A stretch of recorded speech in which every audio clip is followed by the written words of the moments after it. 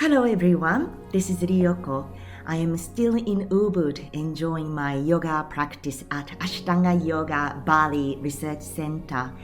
On the New Year's Day, our teachers Prem and Radha invited all the students to their satsanga after the practice, and I had the privilege of offering Ganesha Atarubashirsham, and we had an important discussion on why we practice Ashtanga Yoga. Ashtanga Yoga means 8 limbs of yoga, but here we were discussing about Ashtanga Yoga, which is the dynamic form of Hatha Yoga made up of 6 series. It is a very physical practice, but at the same time, it is very effective in promoting mental clarity and inner peace. The more we practice Ashtanga Yoga, the more we feel energized and stronger. So with that excitement, it may or may not increase our ego as we progress. And perhaps later, much later, we will come to the point where the practice helps break down our ego. During the New Year's satsanga, our beautiful teacher Radha reminded us why we practice Ashtanga Yoga. There were many students who were practicing advanced series. Radha's words reminded me of a special Sanskrit word, Anushtana.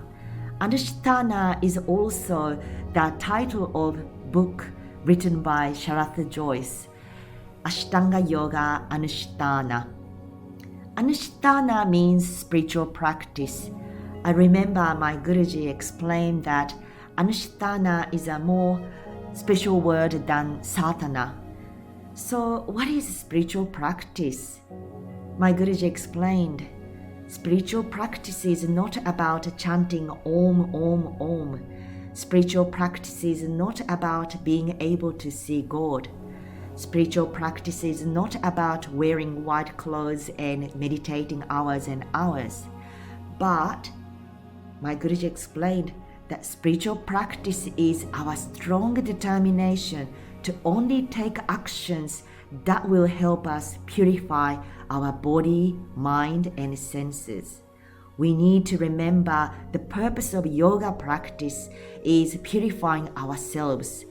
Any yoga practice, whether it is asana, pranayama, or meditation, the purpose of yoga practice is purifying ourselves, our body, mind, and senses.